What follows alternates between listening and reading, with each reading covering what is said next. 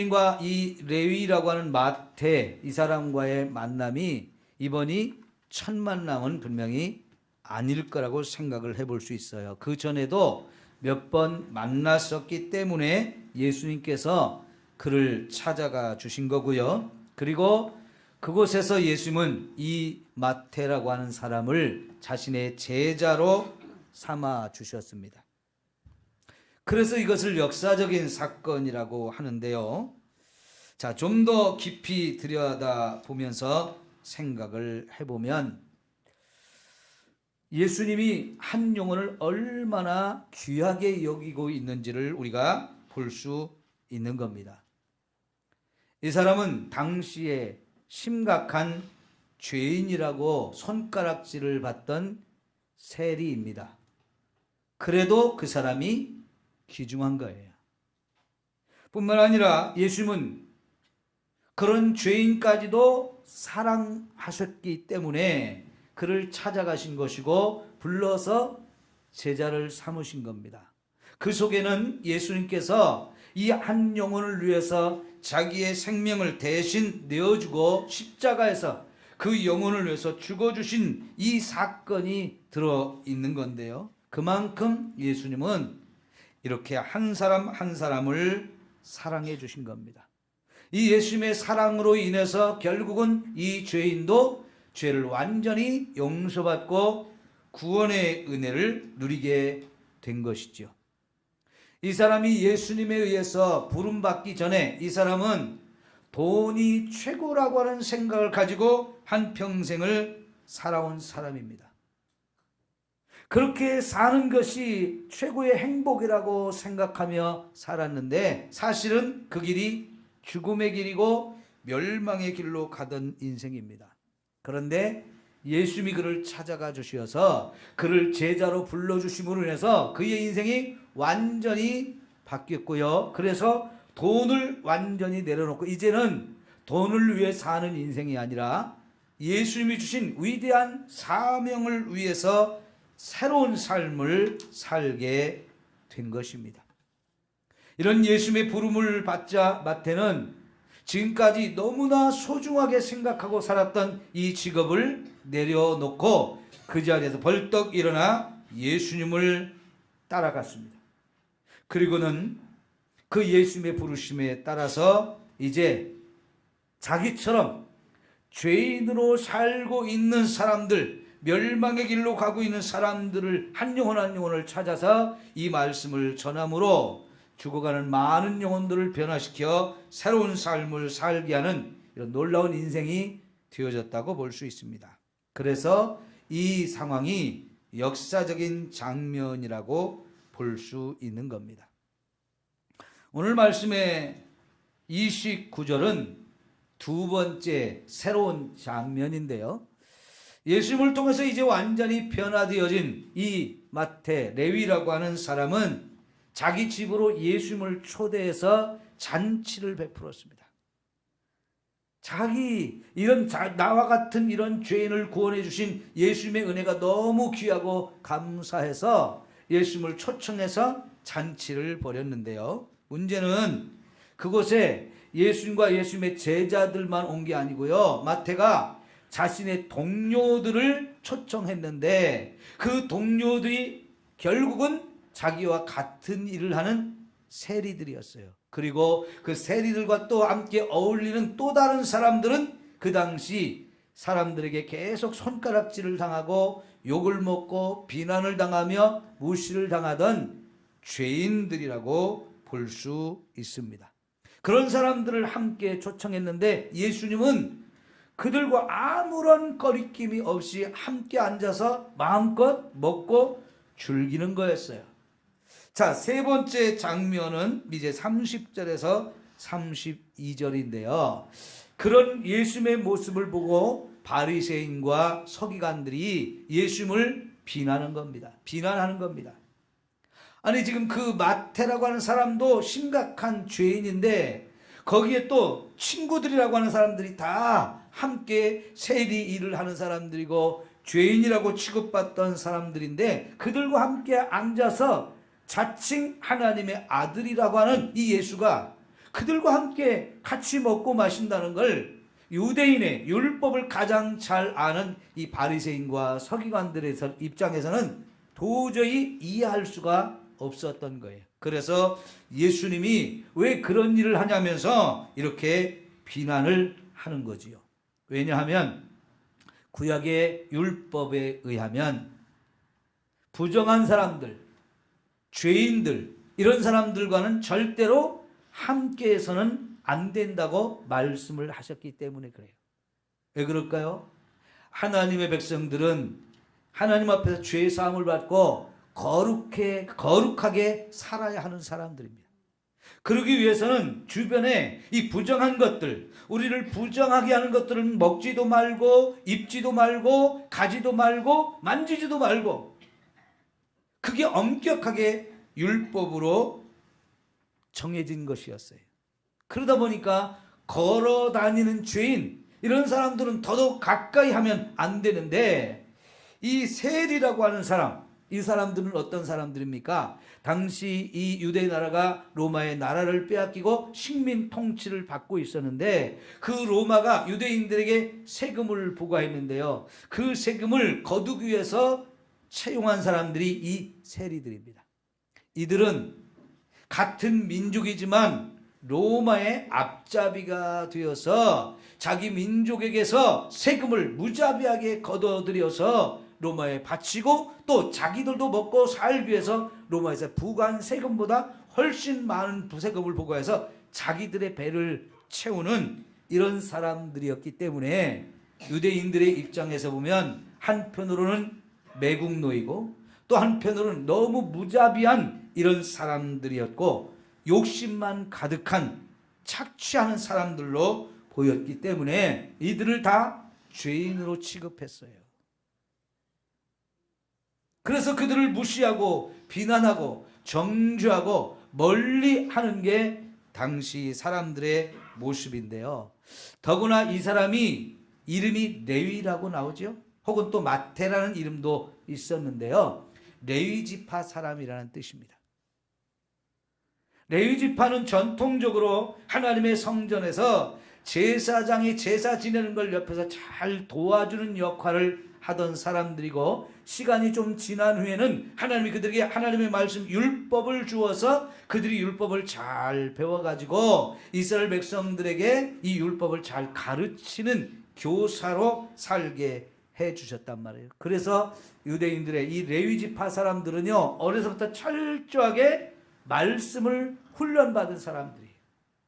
말씀을 잘 배우고 그 말씀을 잘 가르칠 수 있는 정도의 수준을 갖추게 했고, 그래서 그 말씀이 너무 귀중하기 때문에 자기들이 먼저 말씀대로 철저하게 살아야 하는 이런 의무와 책임을 갖고 있었던 사람들인데, 그런데 이 마태라고 하는 이 레위 사람은 그렇게 귀한 사명을 받았음에도 불구하고 이제 어른이 되었을 때 난 그보다는 돈이 더 귀하다, 난 돈 좀 마음껏 벌어서 부자로 떵떵거리며 사는 것이 너무너무 좋다 해서 그 레위지파의 본래 사명 버리고 사람들에게 욕을 먹고 손가락질을 당하고 비난을 당하는 것 다 무시해버리고 돈이면 돼, 이걸 생각하면서 이 세리 일을 하며 살았던 것이죠. 그러니 사람들이 가까이 할 수가 없는 것이죠. 그런데 예수님은 이 사람을 찾아가셨어요. 만나주시고 그를 그 자리에서 제자로 불러서 나를 따르라 하시면서 불렀더니 이 사람이 너무나 감동을 받으면서 그 자리에서 벌떡 일어나서 그동안 너무 소중하게 여겼던 이 세리라고 하는 직분을 다 내려놓고, 모든 걸 내려놓고 예수님을 따라가 새로운 인생을 살게 되었다는 거지요. 그런데 그것도 모자라서 이제 예수님이 그 마태의 집에 들어가서 잔치를 벌이고 거기에 또 많은 죄인들을 불러서 함께 하는데, 예수님은 전혀 그런 거 상관하지 않고 같이 어울리고 같이 먹고 있단 말이죠. 그러니 이 바리새인들과 서기관들이 볼 때는 이게 너무나 잘못된 걸로 보인 거죠. 하나님의 말씀을 무시하고 짓밟는 것처럼 보여졌던 거지요.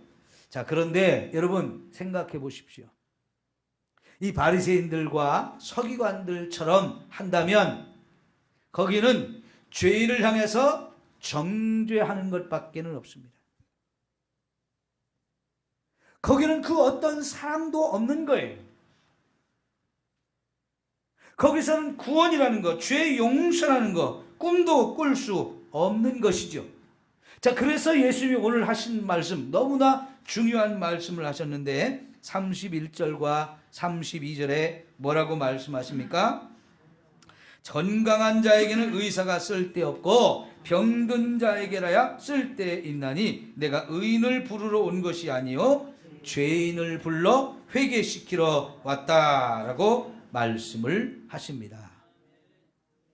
너무나 놀라운 말씀이에요. 그 사람들이 전혀 생각할 수 없었던 너무나 놀라운 말씀을 하시는데요. 자, 여러분, 어제 여러분들이 우리 전체 교인 카톡에 이석길 장로님이 올린 소식이 있었죠. 우리 이석길 장로님의 어머니 박연순 집사님이 남편이 지난주 중에 돌아가셨었는데 장례를 치르고 얼마 안 됐는데요. 몸이 너무 안 좋은 상태가 되어서 누가 병원에 입원을 했는데 병원에 계시는 동안에 더 몸이 안 좋아지셨어요. 폐에 물이 차니까 숨 쉬는 게 어려워져서 의급 상황이 되어지고요. 간도 2배 이상으로 부었다. 심장도 2배 이상으로 부었다고 그러는데, 그러면 심장이 제 역할을 못하니까 혈액순환이 잘 될 수가 없는 거죠. 온 몸에 염증이 가득하고 몸이 다 부어 있으니까 아주 위급한 이런 상황까지 갔었는데요. 금요일 저녁에 저희들이 함께 통성기도를 여러 번 하면서 조금 이제 좋아지셨지만 계속해서 이제 치유의 과정을 좀 더 잘 하고자 어제 원광대병원으로 이송을 해서 응급실로 이렇게 가시게 되었는데, 거기 가서도 그렇게 별 차도가 없이 좀 안 좋은 상태가 되어서 이 장로님이 카톡에 우리 성도님들 기도 좀 해달라고 문자를 올리신 거 여러분 읽으셨죠? 여러분 좀 기도를 많이 해 주시면 좋겠어요. 그런데 원광대 응급실을 가보면요, 굉장히 큽니다. 응급실 규모가. 뭐 내과, 외과, 뭐 이런 과로 방이 나누어져 있는 것 같아요. 안에 들어가면. 그래서 1, 2, 3, 4, 5, 6, 7, 8 굉장히 방이 많이 나눠져 있는데요. 그 방마다 한 10명 이상 들어갈 수 있는 그런 규모예요. 근데 그 방마다 그 과의 전문 의사들과 간호사들이 들어오는 환자들을 살리기 위해서 막 정말로 정신없이 사투를 벌이는 모습을 흔치 않게 볼 수 있어요. 그 죽어가는 영혼을 살리려고 엄청 막 애를 쓰고 있는 그 현장들이 여기저기서 볼 수 있는 곳이 응급실이에요. 종합병원 응급실. 밖에서는 그 가족들이 안에 어떤 상황이 벌어지는지 전혀 알 수가 없고 그냥 막 발만 동동 구르면서 빨리 잘 회복되고 치유되고 이렇게 되기를 얼마나 간절히 마음을 졸이면서 막 기다립니까? 어떤 때는요, 거기서 치료받지 못하고 죽어나가는 사람도 있는 거고요. 어떤 때는 어떤 사람은 거기서 좀 잘 치료가 되고 회복이 돼서 다시 일반 병실로 가는 그런 일들을 우리는 많이 볼 수 있는데요. 거기야말로 생사의 기로에서 막 사느냐 죽느냐 이걸 결정하기 위해서 막 그 죽어가는 영혼을 살리려고 많은 의사들이 애를 쓰는 곳이에요. 그런데 한번 가서 보면요, 야, 그냥 너무 심각한 상황들이죠. 여러분, 저는 오늘 이 말씀의 장면이 그렇게 느껴지는 거예요.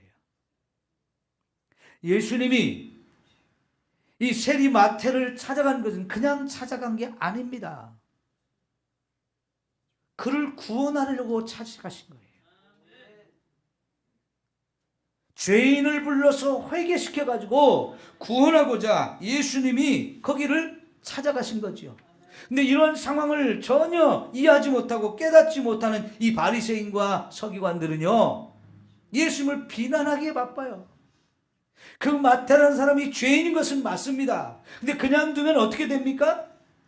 자신도 그게 죽음의 길, 멸망의 길인지 모르고 계속 그 길을 갑니다. 그러다 보면 어느 순간에 죽음이 올 뿐만 아니라 죽는 것으로 그 인생이 끝나는 게 아니고 저 지옥에 떨어져서 영원히 고통을 받는 그런 상황이 되어질 수밖에 없거든요. 그래서 예수님은 이런 사람들을 찾아다니며 복음을 전해서 내가 너희를 구원하러 왔다. 내가 너희의 죄를 깨닫게 하고 너희들의 죄 문제를 해결해서 저 영원한 생명의 길로 너희들을 인도하려고 내가 왔다라고 말씀을 하시는 거지요. 여러분, 예수님 앞에 버림받아도 괜찮은 사람 한 사람도 없습니다. 응급실에 찾아간 그 환자들을 응급실에 있는 의사들이 이 사람은 죄니까 나 손 안 되겠어 그러겠습니까? 여러분, 의사들은요 이 사람이 죄인이냐 아니냐 이건 따지지 않고요, 지금 너무 위급한 상황이고 지금 그 병으로 인해서 너무 고통스러우니까 어떻게든 이를 살려주고 어떻게든 그 병을 치유해주려고 자신들이 가진 모든 능력을 동원해서 최선을 다해서 그 병과 싸워내는 거예요. 그것이 지금 예수님의 마음인 거지요. 지난주에도 우리가 예수님이 세상에 오신 이유를 4장 43절에서 이렇게 말씀하셨어요. 나는 전도하러 왔다. 이 세상에 내가 온 이유가 전도하기 위해서 오셨다라는 말씀을 하셨잖아요. 이어서 오늘 말씀에 나는 죄인을 불러서 회개시키려고 왔다. 한마디로 예수님이 우리를 구원하러 오신 분이라는 얘기죠. 여러분, 이 예수님을 우리가 믿어야 저와 여러분도 모든 죄를 용서받고 구원받게 되어주는 줄 믿습니다. 예수님 외에는 저와 여러분이 구원받을 다른 방법, 다른 길이 없습니다. 우리가 알듯이 요한복음 3장 16절에 뭐라고 했습니까? 하나님이 세상을 이처럼 사랑하사 독생자를 주셨으니 이는 저를 믿는 자마다 멸망하지 아니하고 영생을 얻게 하려 하심이라 그랬어요. 그런데 3장 18절 보니까 그를 믿는 자는 심판을 받지 아니하는 것이요 그를 믿지 아니하는 자는 하나님의 독생자를 믿지 아니함으로 벌써 심판을 받은 것이니라 그랬습니다. 예수를 믿느냐 믿지 않느냐에 따라서 그가 구원을 받느냐 아니면 멸망을 당하느냐 이것이 결정되어진다 하는 것입니다. 이 예수님 말고 세상에 다른 구원자가 있습니까? 다른 구원의 방법은 없습니다. 예수님이 그런 구원자로 이 세상에 오셔서 저와 여러분의 죄를 다 가져오라 하시고 자신이 대신 짊어지고 십자가에서 이 죄인들을 향해 내쏟아붓는 하나님의 심판과 형벌을 자신이 다 받아주시면서 십자가에서 죽으셨잖아요. 그래서 그 예수님을 믿을 때 우리의 죄가 해결되어지고 우리 죽음의 문제, 지옥에 갈 인생이 변해서 천국 갈 인생으로 완전히 변화되어지는 거지요. 여러분, 이 세상에 죄인 아닌 사람이 있습니까? 성경은 모든 사람이 다 죄인이라고 말하는데 그거는 하나님이 이 땅에 있는 모든 사람을 진단하시고 내리시는 정확한 진단입니다. 하나님의 진단은 저와 여러분이 죄인이라는 거예요. 이걸 부정할 수 있는 사람이 있나요? 하나님이 오진을 했다고 말할 수 있는 사람 있습니까? 이 세상 한 사람도 예외가 없이 다 죄인인 것은 마찬가지입니다. 왜 우리가 죄인입니까? 우리가 아담과 하와의 후손으로 태어났기 때문이에요. 아담과 하와가 지은 그 죄가 저와 여러분에게 유전되어서 우리도 태어날 때부터 죄인으로 태어났고 그래서 이 세상에 살면서 수없이 많은 죄를 또 지었기 때문에 우리는 죄인인 것입니다. 이 죄에 대해서 하나님의 결론이 무엇입니까? 심판이라는 거예요. 그 심판에 의해서 우리는 죽어야 된다라고 하나님이 선포하셨어요. 왜요? 하나님은 저와 여러분에게 거룩한 법을 주셨어요. 그 법을 지켜야 우리가 사는 건데 그 법을 지키지 않으면 죽는다, 이렇게 경고를 내렸음에도 불구하고 아담과 하와가 마귀의 유혹에 빠져서 결국은 하나님의 이 법을 불순종했지요. 그래서 그 죄에 대한 하나님의 심판은 결국 저와 여러분에게 죽음이 찾아오게 되고, 죽는 것으로 끝나지 않고 하나님의 더 큰 형벌은 우리가 지옥에 떨어져서 영원히 고통을 받아야 한다는 것이었어요. 이게 하나님의 무서운 죄에 대한 심판입니다. 성도 여러분, 죄는 이렇게 우리에게 무섭고 끔찍한 결과를 가져다 줍니다.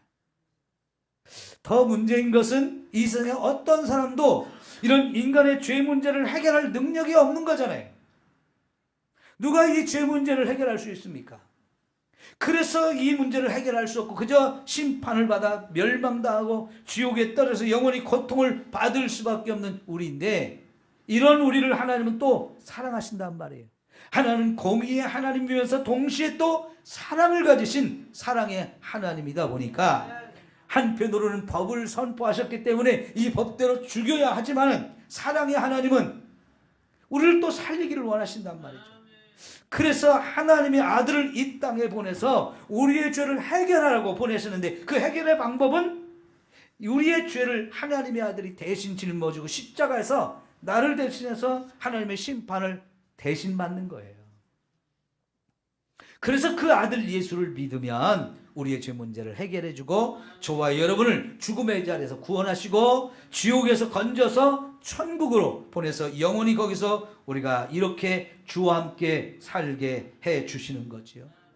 어쩌면 그 죄인들과 함께 앉아서 음식을 먹고 마시는 이 장면이 마치 죄인도 구원받아 천국에 가서 천국 잔치에 우리가 참여하는 것과 똑같은 모습을 보여주고 있는지도 모르겠습니다.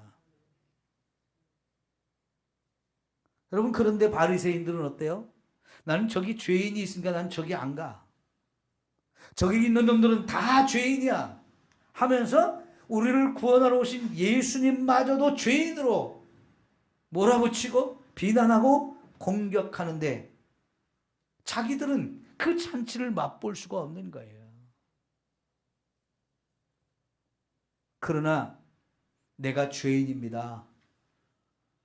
나를 좀 불쌍히 여겨주시고 내 죄를 용서해 주세요. 나도 구원받고 싶습니다 하면서 예수님의 십자가 앞에 엎드려서 자신의 죄인됨을 인정하고 자신의 죄를 철저하게 회개하는 이 사람은 예수님을 통해서 다 그 어떤 죄라도 다 용서받고 구원받을 수 있는 이 놀라운 은혜가 주어지는 거지요. 이게 예수님이 이 세상에 오신 이유라는 거죠. 이런 죄인들을 불러서 구원하고 이런 죄인들로 하여금 자신의 죄를 깨닫고 회개시켜서 예수를 믿고 구원받게 하려고 예수님이 이 땅에 오셨다는 거지요. 여러분, 이 예수를 믿지 않으면 결국은 멸망을 당한다고 하셨어요. 이 바리새인들과 서기관들은요, 자신들은 의인이라고 생각하고 저 죄인들 하면 손가락질하고 비난하고 정죄할 뿐 그 죄인들을 불쌍히 여기는 마음도 없었고요, 자기들도 예수가 필요 없다라고 생각했어요. 이 바리새인들과 서기관들이 아무리 하나님의 말씀을 가르친다 해도 거기서는 구원의 역사가 일어날 수가 없는 거지요. 그러나 예수님은 이 율법에 더 깊은 하나님의 주신 뜻이 무엇인지를 깨닫고 그 죄인을 찾아가시고 만나주시고 불러서 구원해 주시고 그로 하여금 인생이 완전히 달라져서 새로운 삶을 살게 한단 말이죠. 여러분, 예수님을 거절하는 사람이 되고 싶습니까? 아니면 예수님 앞에 엎드려서 나의 죄됨을 인정하며 회개하며 예수님의 구원의 은혜를 누리기를 원하십니까? 이 세상에 어떤 사람이 예수 없이 살 수 있는 사람이 누굽니까? 이 땅에서 예수 없이 잘 먹고 잘 사는 거 그게 전부가 아니잖아요. 때가 되면 저와 여러분에도 죽음은 찾아옵니다.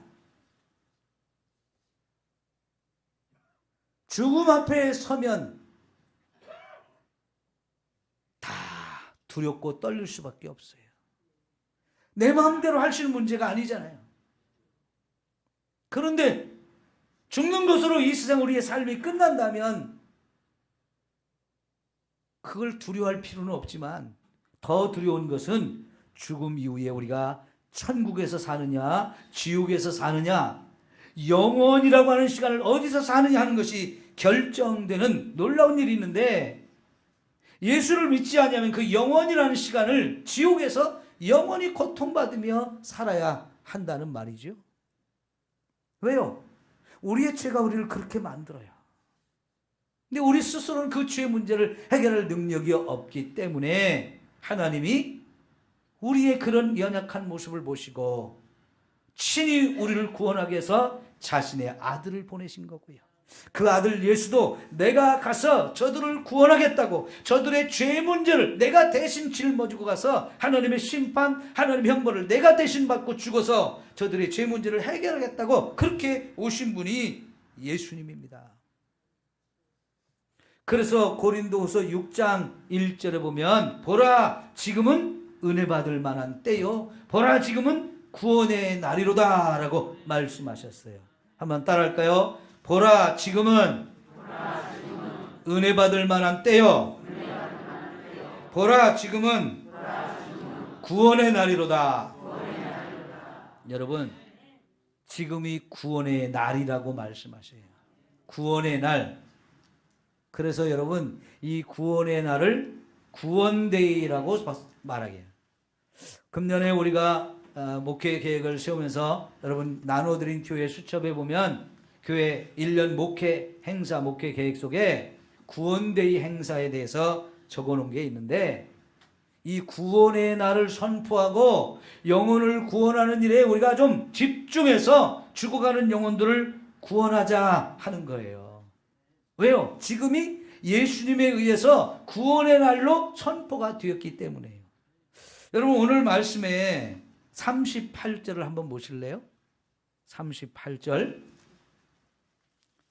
아주 유명한 말씀이 거기 있는데, 시작. 새 포도주는 새 부대에 넣어야 할 것이니라. 새 포도주는 새 부대에 넣어야 된다. 이게 뭔 말이냐면요, 새 시대가 왔다는 뜻이에요. 너희들 바리새인들과 서기관들, 너희들이 가진 그 구약의 율법에 갇혀서 꼼짝도 못하고 자기도 구원하지 못하고 남도 구원하지 못하고 남이 구원받는 것도 방해하는 너희들과 같은 이런 시대가 이제 끝났고 내가 새로운 시대를 열었다. 그래서 새 술은 새 부대에 담아야 된다라는 말씀을 하시는데, 그 새로운 시대, 구원의 문이 활짝 열린 시대를 말하는 거예요. 하나님의 은혜를 우리에게 베풀어 주시는 그런 새로운 시대가 열려서 구원의 문을 활짝 열고 이제 이 구원의 복음을 들고 나가서 죽어가는 영혼들을 찾아가고 그 영혼들에게 복음을 전해서 영혼을 구원하는 이 놀라운 일을 저와 여러분이 해야 된다는 거예요. 여러분, 돈만 최고로 알고 그 귀한 하나님의 말씀을 버리고 세상 길로 갔던 이 레위 사람,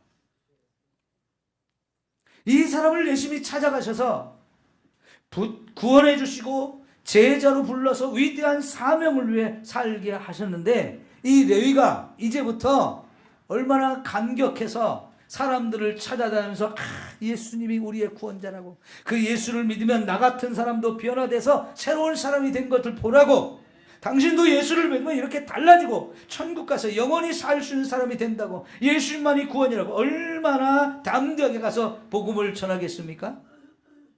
예수님은 이렇게 한 사람의 인생을 변화시켜서 완전히 새로워지고 달라진 삶을 살게 해 주시는 거죠. 오늘 저와 여러분도 예수님을 믿고 구원 받으셨습니까? 그렇다면 여러분, 아멘을 큰 소리로 외치듯이 나가서 이 복음을 전하는 사람이 되어야 돼요. 이 예수님이 레위 이 사람 세리에 앉아서, 거기 세관에 앉아서 세리를 보던 이 사람을 찾아가 불러주시고 나를 따르라 라고 말씀하신 이유가 뭡니까? 이제부터 나와 함께 복음을 전해서 영혼을 구원하는 일을 하자, 이겁니다. 저와 여러분도 이런 삶을 살아야 할 줄 믿습니다.